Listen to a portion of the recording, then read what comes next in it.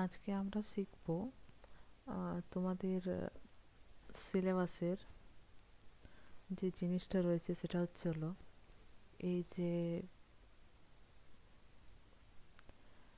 রৈখিক সহগতি, মানে সহগতি চ্যাপ্টারটার মধ্যে যে রৈখিক সহগতি নির্ণয়ের পদ্ধতি, রৈখিক সহগতি নির্ণয়ের পদ্ধতি, ঠিক আছে? তো রৈখিক সহগতি নির্ণয়ের পদ্ধতিতে আমাদেরকে জানতে হবে যে কি কি। একটা হচ্ছে প্রোডাক্ট মোমেন্ট, একটা হচ্ছে র্যাঙ্ক ডিফারেন্স। প্রোডাক্ট মুভমেন্ট কে দিয়েছে? পিয়ারসন দিয়েছে। আর র্যাঙ্ক ডিফারেন্স স্পিয়ারম্যান। নামগুলো গোলাবে না, ঠিক আছে? এটা হচ্ছে পিয়ারসন, এটা হচ্ছে স্পিয়ারম্যান। এরপরে আর একটা জিনিস দেখতে হবে। তো আজকে আমি তোমাদেরকে শেখাবো এই পদ্ধতিটা। এই তোমার হলো র্যাঙ্ক র্যাঙ্ক ডিফারেন্স, ঠিক আছে? র্যাঙ্ক ডিফারেন্স পদ্ধতিটা আজকে তোমাদের শেখাবো। তার আগে কয়েকটা জিনিস জানতে হবে তোমাদের। সেটা হচ্ছে যে এই র্যাঙ্ক বার করতে গেলে কি কি আমাদের প্রথমে বার করতে হবে। তো আমাদেরকে বার করতে হবে R1 অর্থাৎ প্রথম বিষয়ের প্রাপ্ত র্যাঙ্ক, R2 দ্বিতীয় বিষয়ের প্রাপ্ত নম্বরের র্যাঙ্ক। তারপরে বার করতে হবে D অর্থাৎ প্রাপ্ত র্যাঙ্কের মধ্যে পার্থক্য। এটা এরকম হবে, ঠিক আছে? R1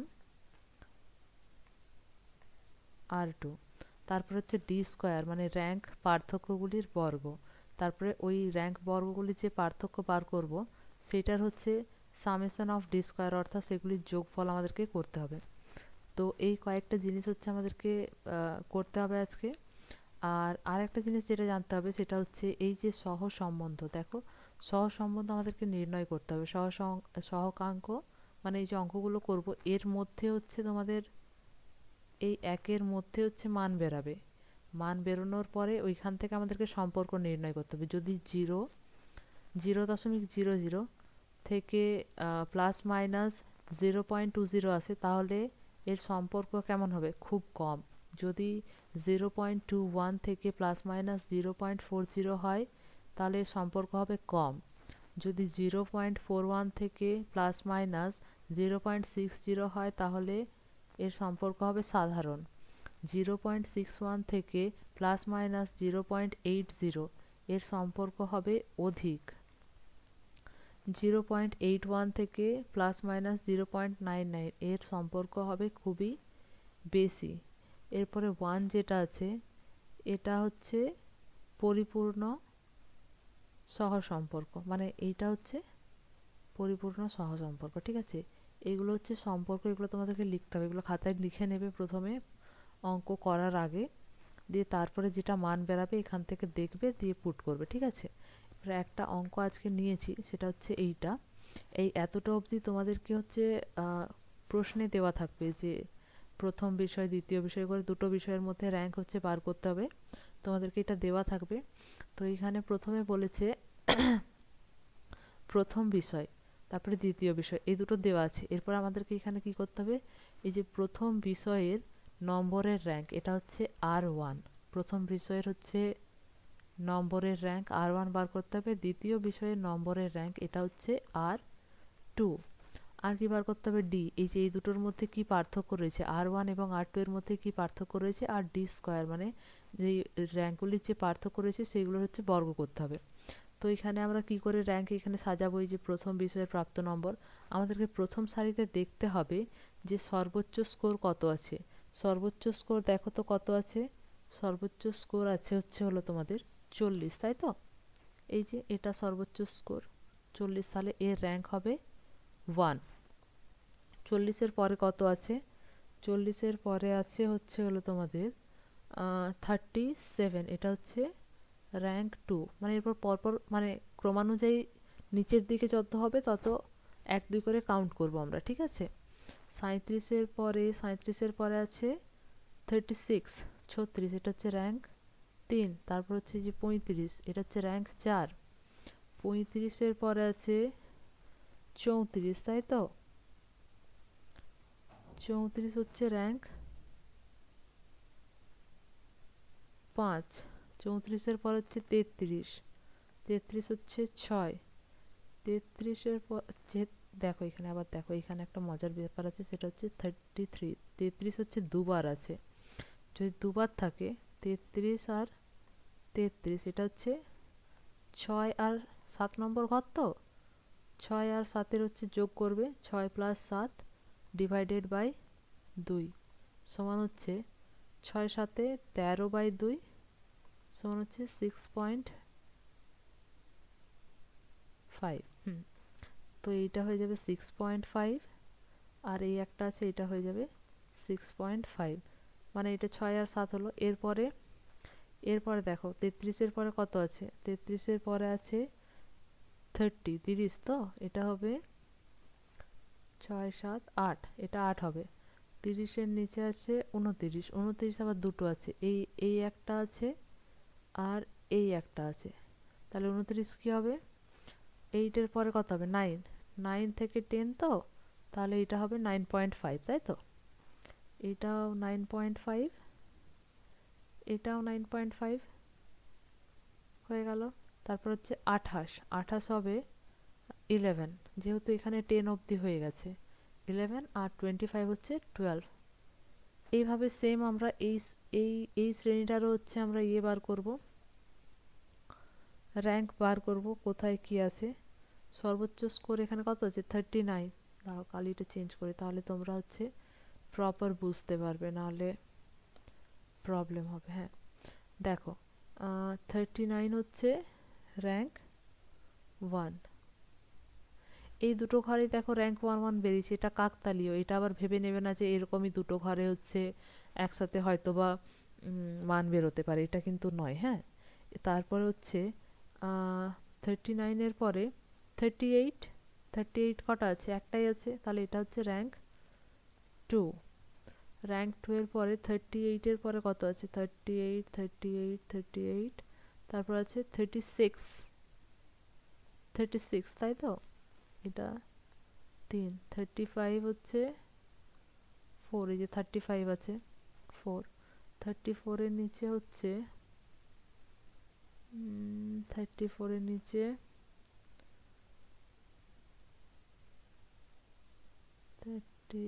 34 নেই, 33 আছে, 33 হচ্ছে 5, তো তারপরে 33-এর পরে হচ্ছে 32, 32 হচ্ছে কটা আছে, একটাই, তো 32 হচ্ছে 6, 31 দুটো আছে, 31 এই একটা আর এই একটা, এখানে 6 অবধি হয়েছে, তাহলে 7 থেকে 8 মানে 7.5, এই একটা 7.5, মানে এখানে 8 ঘর অবধি হয়ে গেল। হ্যাঁ এরপরে 31-এর পরে 31-এর পরে 31-এর পরে 29, তাই তো, 29 হচ্ছে একটা আছে 9, 28, 28 দুটো আছে, এই একটা আর এই একটা, তাহলে 9, 9-এর পরে 10 আর 11, তো তাহলে এটা 10.5 হবে, এটাও 10.5 হবে, আর এটা হয়ে যাবে কত 12। বোঝাতে পারলাম, অনেক সোজা এগুলো, ঠিক আছে, মানে ভীষণ পরিমাণে সোজা। তারপর আমাদেরকে কি করতে হবে না, ওই যে ডি, দেখো ডি বার করতে হবে, অর্থাৎ মানে এই দুটোর মধ্যে কত পার্থক্য আছে সেটা আমাদেরকে দেখতে হবে, যে দুটো র্যাঙ্কের মধ্যে কত পার্থক্য আছে। এখানে কিন্তু প্লাস মাইনাস ধরবে না, যে এটা বড় আছে এটা ছোট আছে তাহলে এখানে মাইনাস হবে এখানে প্লাস হবে, এরকম কিন্তু হবে না, ঠিক আছে, এরকম হবে না। তোমাদেরকে শুধু মানে দেখতে হবে যে কতটা পরিমাণে হচ্ছে হলো আমাদের আছে, গ্যাপ আছে, ঠিক আছে, তো সেইটা তোমাদেরকে দেখতে হবে। তো সেইটা দেখার জন্য হ্যাঁ, তো সেইটা দেখতে হবে। দেখো 2 আর 4 গ্যাপ কত আছে 2, 8 থেকে 10 2.5, একে একে কত 0, 9.5 থেকে 7.5 সমান 2.2, সরি 2.5 হবে না 2.0। হ্যাঁ তারপরে এটা হচ্ছে 3 থেকে 6 হচ্ছে 3, 9, 9 3-এ 12, 3 2-এ 5, 6.5 আর 4 হচ্ছে 2.5, 11 থেকে 5 হচ্ছে 6, এটা হচ্ছে 9.5 থেকে 10.5 হচ্ছে 1, 7.5 থেকে 6.5 হচ্ছে 1, আর এটা হচ্ছে 10। এরপরে এই যে সংখ্যাগুলো বেরোলো এইগুলোর হচ্ছে কি করতে হবে, টি স্কোয়ার বর্গ করতে হবে।